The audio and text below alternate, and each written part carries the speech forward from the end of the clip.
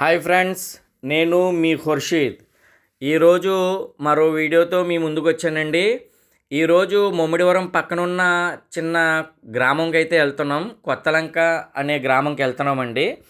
కొత్తలంక అనే గ్రామంలో ప్రసిద్ధిగాంచింది ఏంటంటే కొత్తలంక వలీబాబా గారి దర్గా ఒకటి ఉంటుంది.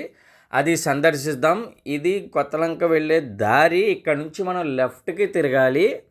లెఫ్ట్కి వెళ్ళిన తర్వాత ఇంక ఇక్కడ నుంచి రోడ్ అంతా బాగానే ఉంటుంది. మనకి కొబ్బరి తోటలు పచ్చదనంలో నుంచి మనం లోపలికి వెళ్ళాలండి. చాలా బాగుంటుంది. ఇక్కడైతే క్లైమేట్ కూడా చాలా బాగుంటుంది.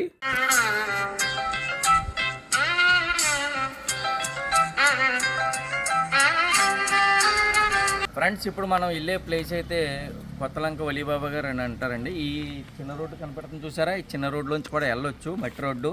వర్షాలు పడినప్పుడు అయితే చాలా ఇబ్బంది ఉంటుంది. మామూలుగా అయితే మనం మెయిన్ రోడ్లో సిమెంట్ రోడ్లో వెళ్దాం రండి.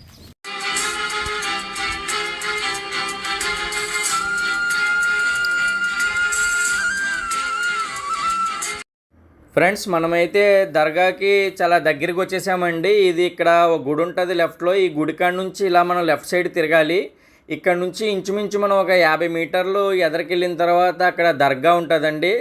దర్గా అయితే చుట్టూ కొబ్బరి చెట్ల మధ్యలో దర్గా చాలా అందంగా కనపడుతుందండి. చూద్దాం ఒకసారి, రెండు పదండి వెళ్దాం.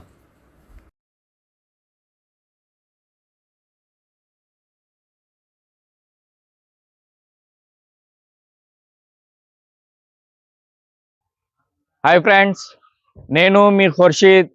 ఈరోజు ముమ్మిడివరం పక్కనున్న కొత్తలంక అనే గ్రామానికి వచ్చామండి. ఇక్కడ కొత్తలంక బాబా అని పేరుతోటి ఒక ఫేమస్ ఉన్నారు.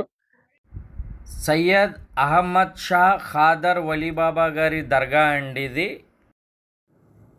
ఈ దర్గాకు వచ్చేసి చాలామంది చాలా ఊర్ల నుంచి వస్తారండి. చుట్టుపక్కల గ్రామాలే కాకుండా మచిలీపట్నం నుంచి కూడా వచ్చి ఉన్నారండి. మేము ఆ రోజు చాలామందితో మాట్లాడాము. మచిలీపట్నం నుంచి వచ్చామని చెప్పారు చాలామంది. అంటే ఇంకా మాటేరు నుంచి కూడా వచ్చి ఉన్నారు, ఇంకా తుని నుంచి కూడా వచ్చి ఉన్నారు. ఇదే విధంగా చుట్టుపక్కల గ్రామాల నుంచి అన్నీ వస్తుంటారన్నమాట అండి ఇక్కడికి. సంవత్సరానికి ఒకసారి ఇక్కడ ఈ దర్గా దగ్గర హురూస్ జరుగుతుందండి.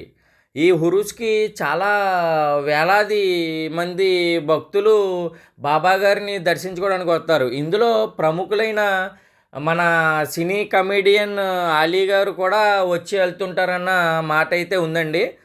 వలీబాబా గారు ప్రత్యేకతలు ఏంటంటే ఇప్పుడు మనకి కొత్తలంక గ్రామానికి వచ్చి ఇంచుమించు 1903 సంవత్సరంలో కొత్తలంక గ్రామానికి చేరుకున్నట్టు సమాచారం అండి.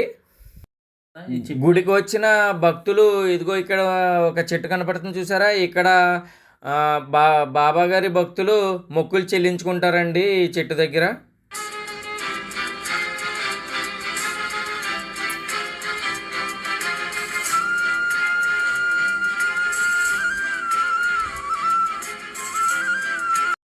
ఈ దర్గాకి చుట్టుపక్కల చాలా ఖాళీగా కనిపిస్తుంది కదండి. అదే ఈ దర్గా దగ్గర మనకు సంవత్సరానికి ఒకసారి ఉరుసు జరుగుతుందని చెప్పుకొచ్చాం కదండి. ఇక్కడ ఇసుకెత్తరాలన్నంత మంది జనం ఉంటారండి. ఈ ఖాళీ ప్రదేశం అంతా కూడా నిండిపోయి ఉంటారు జనం.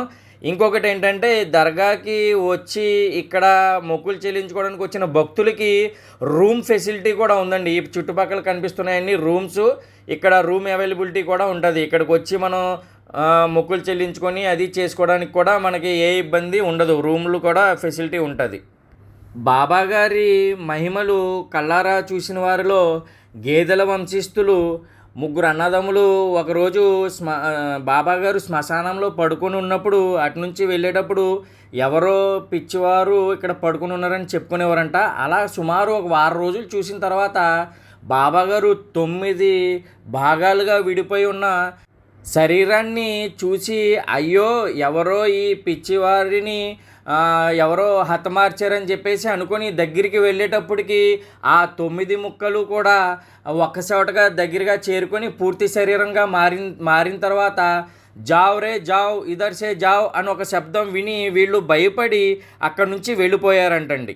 ఆ రోజు నుంచి ఆ ముగ్గురు అన్నదమ్ములు కూడాని మనం పిచ్చివాడు అనుకున్న వ్యక్తి ఒక భగవత్ స్వరూపుడు అని చెప్పేసి గ్రహించారంటండి. బాబా గారి మహిమల్లో మరో మహిమ ఏంటంటే ఒకరోజు ఒక వ్యక్తి యానం గ్రామంలో గట్టు మీద కూర్చొని ఉంటే ఇదరావ్ అని చెప్పేసి పిలిచి బాబాగారు నదిలో దిగి నడుచుకుంటూ వెళ్ళిపోతుంటే ఇతను వెనక అక్కడ కూర్చున్న వ్యక్తి ఆ బాబాగారి వెనకాల నడుచుకుంటూ వెళ్తూ ఉంటే అతను పీకల లోతు వరకు మునిగిపోగా బాబాగారు జస్ట్ పైనే నడుచుకుంటూ వెళ్ళిపోతున్నారంటండి. కాళ్ళు వరకే మునిగాయి బాబాగారికి. అతడు భయపడి వెనక్కి వచ్చిన తర్వాత చూసుకుంటే అతని పేరు నరసయ్య. అతడికి కుష్ఠవ్యాధి రోగం ఉండేది. ఎక్కడైతే పీకల వరకు ములిగాడో అక్కడ వరకు ఉన్న పుండ్లన్నీ మాయమైపోయి తల ఒకటి మిగిలిపోయి తల ఒకటి కూడా కొంచెం ఆ వ్యాధి ప్రభావం ఉంది. ఆ తర్వాత ఇతను తరచుగా బాబాగారి దగ్గరికి వచ్చి బాబాగారి దర్శించుకుంటూ ఉండగా ఆ మిగిలిన చర్మ వ్యాధి కూడా పూర్తిగా నయమైపోయిందని చెప్పేసి ఈయన మహత్యాల్లో ఇంకో మహత్యం అండి ఇది. బాబాగారు ఒకరోజు శ్రీమతి అక్కల సత్యవతి అనే మహిళ ఇంటి ఎదురుగుండగా వెళ్ళి నిలబడగా ఆమె బయటకు వచ్చి దిగంబరుడైన బాబాగారిని చూసి ఎన్నో రకాలుగా దుర్భాషలాడిందండి. అన్నం కోసం వచ్చావా, ఇంకా వంట అవ్వలేదు, మళ్ళీ రా అని చెప్పేసి గసిరినప్పుడు బాబాగారు ఏం మాట్లాడకుండా వెళ్ళిపోయి ఎదురుగా ఉన్న ఒక అరుగు మీద నిద్రపోయారంటండి. ఆ తర్వాత ఈమె వెళ్ళి భోంచేద్దామని చెప్పేసి అన్నం ప్లేట్లో వేసుకున్నప్పటికీ అది పురుగులుగా మారిపోయిందంట. అప్పుడు ఆమె చేసిన తప్పు తెలుసుకొని బాబాగారి దగ్గరికి వెళ్ళి బాబాగారిని క్షమించమని కోరగా ఆ రోజు నుంచి ఆమె బాబాగారికి అత్యంత భక్తురాలిగా జీవిస్తూ స్వర్గస్థులు అయ్యారండి. బాబాగారి మహిమలు ఈ వీడియోలో పూర్తిగా వివరించలేకపోయానండి. కనుక మీరు కొత్తలంక వలిబాబా గారి దర్గాకి వచ్చి స్వయంగా తెలుసుకొని బాబాగారిని దర్శించుకొని బాబాగారి మహిమలు తెలుసుకోండి. ఈ వీడియో ఇక్కడ దాకా చూసారంటే నా వీడియో మీకు నచ్చిందని అనుకుంటున్నాను. నా వీడియో మీకు నచ్చితే లైక్ చేసి సబ్స్క్రైబ్ చేసి నలుగురికి షేర్ చేయవలసిందిగా కోరుతున్నాను.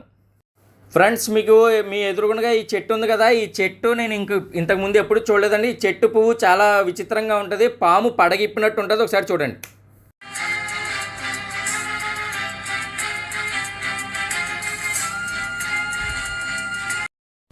సార్ నమస్తే అండి.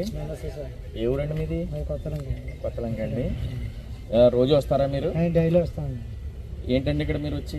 డైలీ బాబాయ్ గారికి సేరన్నం పెడతాను. సేరన్నం పెడతారు. ఎన్ని సంవత్సరాల నుంచి పెడుతున్నారండి? 15 సంవత్సరాల నుంచి. మీరు ఏ విధంగా రావాలని ఇక్కడికి వచ్చి చేయాలని మీకు ఎప్పుడు అనిపించిందండి? అలాగే అనిపించిందండి. బాబాయ్ గారికి సేవ చేసుకోవాలని అనిపించింది. థ్యాంక్స్ అండి.